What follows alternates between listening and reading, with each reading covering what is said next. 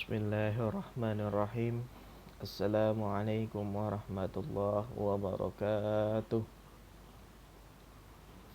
Bismillah walhamdulillah wassalatu wassalamu ala rasulillah Sayyidina wa maulana Muhammad wa ala alihi wa ashabihi ajma'in, amma ba'd. Baik, langsung saja di video kali ini, di pertemuan kita kali ini di bab 3 kali ini. Kemarin saya sudah memberikan tugas kepada kalian. Yang belum mengerjakan, tolong dikerjakan. Saya tidak mau lagi ada kejadian menanyakan setelah bagi rapot, menanyakan tugas, kenapa nilai saya kosong, kenapa nilai saya begini. Saya tidak mau lagi, karena sejujurnya saya sudah sering memberitahu kali ini, kerjakan tugasnya itu. Jangan sampai kejadian terulang lagi. Tolong dikerjakan semua tugasnya. Dan yang kemarin dan yang di soal kemarin banyak juga yang belum mengerjakan, tolong dikumpulkan. Saya minta jangan sampai kejadian ini terulang kembali, ya. Oke. Baik, sebelumnya saya minta maaf karena memang kondisi saya lagi kurang sehat, jadi memang agak lemas seperti ini untuk berbicara. Tapi insya Allah saya untuk menyampaikan materi insya Allah bisa. Kita doakan semoga yang sedang sakit diangkat penyakitnya oleh Allah Subhanahu wa Ta'ala, diberikan kesehatan dan agar mampu beraktivitas kembali seperti biasanya. Amin amin ya rabbal alamin. Oke. Baik, langsung saja untuk kalian anak-anakku kelas 7. Bab 3 kita di sini berjudul memupuk kebersamaan dalam berjamaah. Memupuk kebersamaan dalam berjamaah. Di dalamnya itu mengandung subbab. Yang pertama ini adalah ketentuan azan dan iqamah. Ketentuan azan dan iqamah. Oke. Kita baca dulu di sini. Ketentuan adzan dan iqamah. Buka bukunya halaman 40. Oke. Ketentuan adzan dan iqamah. Salat berjamaah merupakan anjuran dalam syariat Islam yang merupakan simbol persatuan di kalangan umat Islam.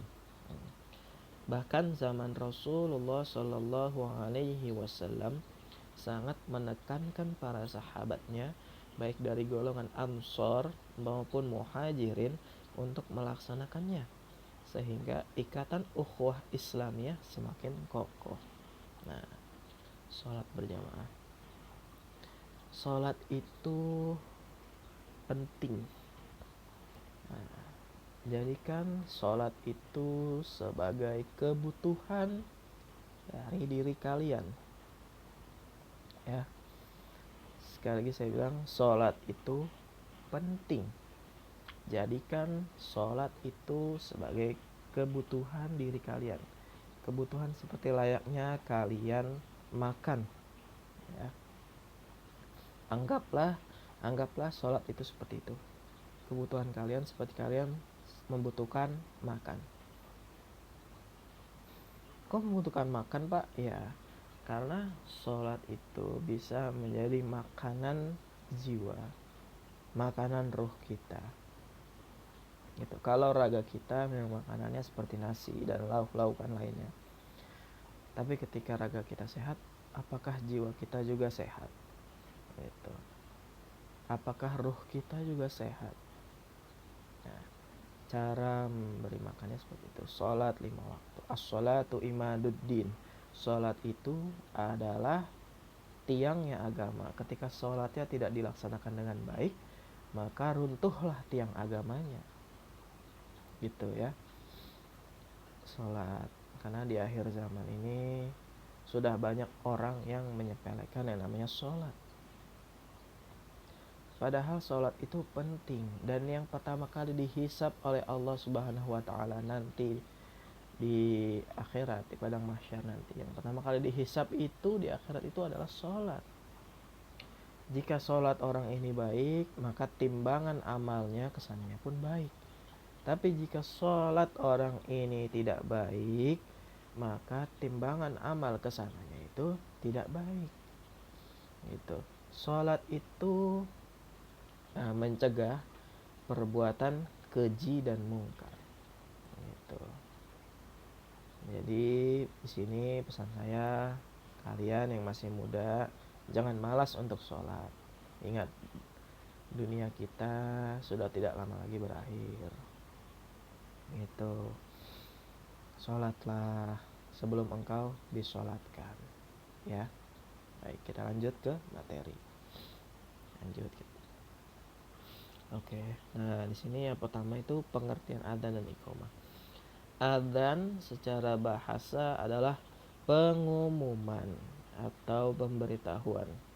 Tuh, secara bahasa pengumuman atau pemberitahuan. Pengumuman atau pemberitahuan apa, Pak? Pengumuman atau pemberitahuan bahwa waktu sholat sudah masuk. Itu. Allah memanggil dengan adzan. Wahai hambaku, dirikanlah sholat. Nah, kata Allah gitu. Lanjut. Dan dalam istilah, adzan adalah perkataan tertentu yang berguna memberitahukan masuknya waktu sholat yang fardu. Nah, sedangkan iqamah adalah pertanda sholat berjamaah dimulai. Hukum adzan dan iqamah adalah sunnah. Adapun lafaz adzan adalah, itu bisa dibaca, bisa kalian baca ya. Allahu Akbar, Allahu Akbar. Itu 2 kali. Kalau asyhadu an la ilaha illallah, asyhadu an la ilaha illallah 2 kali.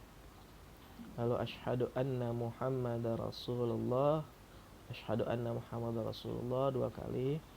Lalu hayya 'alas shalah, hayya 'alas shalah, hayya 'alal falah, hayya 'alal falah. Lalu Allahu Akbar, Allahu Akbar, la ilaha illallah. Nah, gitu. Kalau untuk azan subuh itu setelah hayya 'alal falah langsung as-shalatu khairum minan naum. Salat itu lebih baik daripada tidur. Nah, oke. Baik, lanjut. Nah, di sini lafaz iqamah. Lafaz iqamah itu Allahu Akbar itu 2 kali. Lalu asyhadu an la ilaha illallah, asyhadu anna Muhammadar Rasulullah, hayya 'alas shalah, hayya 'alal falah itu hanya sekali. Lalu ditambahkan qad qamatis shalah, qad qamatis shalah. Nah, itu 2 kali. Lalu lanjut Allahu Akbar 2 kali, la ilaha illallah sekali. Gitu. Ya. Nah, bacaan yang diucapkan oleh orang yang mendengar adzan. Bacaannya nih jangan sampai lupa, karena setiap adzan berkumandang, kita sebagai orang muslim, orang Islam wajib untuk menjawab adzan. Maka sering sekali ya di sekolahan atau dimanapun, ketika adzan sedang berkumandang, maka kita dianjurkan untuk berdiam sejenak, mendengarkan adzan, lalu menjawabnya. Itu. Lanjut, bacaan yang diucapkan oleh orang yang mendengar adzan. Disunnahkan bagi orang yang mendengarkan adzan, baik laki-laki maupun wanita. Yang pertama, mengucapkan seperti yang diucapkan muadzin agar mendapat pahala seperti dia. Kecuali dalam bacaan hayya 'alas shalah dan hayya 'alal falah. Orang yang mendengarkannya mengucapkan la haula wala quwata illa billahil aliyil azim. Itu. Misalnya muadzin itu orang yang mengumandangkan adzan. Misalnya muadzin naik datang ke masjid mushola. Dia adzan tuh, Allahu Akbar, Allahu Akbar. Nah, kita sebagai orang yang mendengarkan, kita jawab Allahu Akbar, Allahu Akbar. muadzin lagi, Allahu Akbar, Allahu Akbar. Nah, kita jawab Allahu Akbar, Allahu Akbar sampai selesai tuh. Sampai asyhadu anna Muhammadar Rasulullah, kita jawab asyhadu anna Muhammadar Rasulullah. Lalu ketika hayya 'alas shalah, hayya 'alas shalah, kita jawab la haula wala quwwata illa billahil aliyil azim. Hayya 'alas shalah, jawab la haula wala quwwata illa billahil aliyil azim. Hayya 'alal falah, jawab lagi la haula wala quwwata illa billahil aliyil azim. Hayya 'alal falah,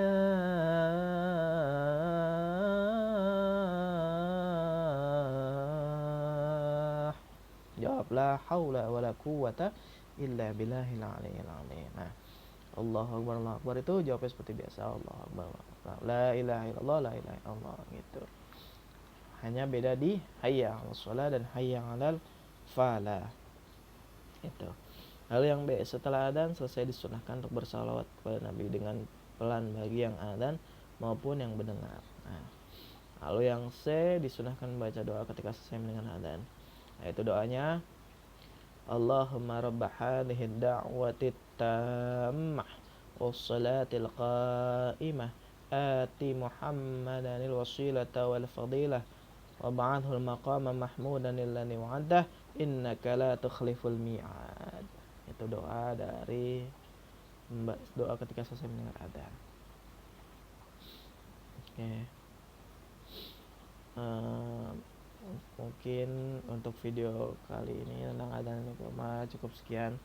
Kita akan lanjutkan lagi pada besok, pada Selasa minggu depan. Baik, untuk tugasnya kali ini, pertama saya mau kalian mengumandangkan adzan, baik itu siswa pun siswi, siswa laki-laki dan siswi perempuan, kumandangkan adzan dengan lafaz dan intonasi yang bagus. Ya, itu tugas yang pertama dari saya, mengumandangkan adzan yang baik dan bagus, divideokan, setelah itu kirim ke saya. Lalu yang kedua, kalian juga menghafal doa sesudah adzan, doa setelah adzan kalian baca, divideokan, dihafalkan ya, ingat dihafalkan. Pertama, mengumandangkan adzan, lalu yang kedua, kalian menghafalkan doa setelah adzan. Ya, dua tugas itu. Melafadzkan adzannya harus menggunakan intonasi ya, menggunakan intonasi yang baik, yang bagus. Ya, kalau bisa seperti adzan-adzan yang di TV. Oke, baik. Mungkin untuk saat ini cukup sekian. Kurang lebihnya saya mohon maaf karena memang keadaan saya yang sedang sakit, yang sedang lemas, yang sedang lemah. Billahi taufiq wal hidayah. Assalamualaikum warahmatullahi wabarakatuh.